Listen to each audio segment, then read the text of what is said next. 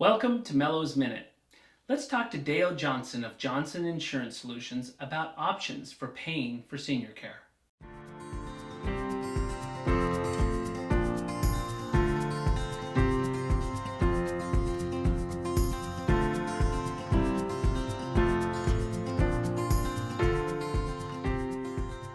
This is Mello's Minute with Mello's Home Care. I'm with Dale Johnson of Johnson Insurance Solutions.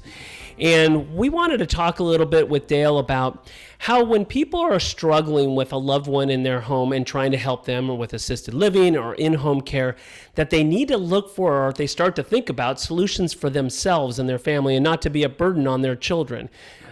How should people be thinking about that? What should they be? How can you help them with that situation? Okay. Yeah, usually most people are in denial about that this is ever going to happen to them. But when you see it happening to your own parents and you're working with them and spending a lot of time and money in getting them set up, you understand the importance of it. And so when people in their late 50s, early 60s, oftentimes it's an ideal time to look at how am I going to protect my children from an extra burden if and when this happens to me. And the odds are 70% of us are going to need assisted living at some time in our life. That's the stats. Wow, 70%. So all of us, 70% of the people are going to need some assisted living or in-home care? That's correct. That's correct. Like my own mother's now getting in-home care. It's costing like $240 a month. A day.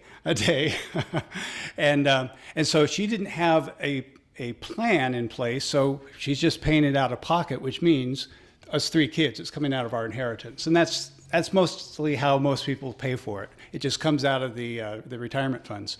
The other option is that you can partner with an insurance company to share part of the cost that's going to be incurred.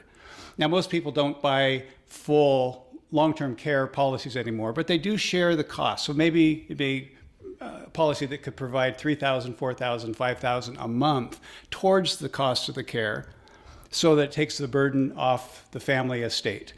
So there's options of pure long-term care insurance that are available. Most people wait too long until they aren't healthy enough to qualify. So you need to really start thinking about it early. There are also options for those who say, well, I don't want to risk paying money into an insurance product that I may never use. And so there's an option for that called a hybrid plan, where it's long-term care and or permanent life insurance.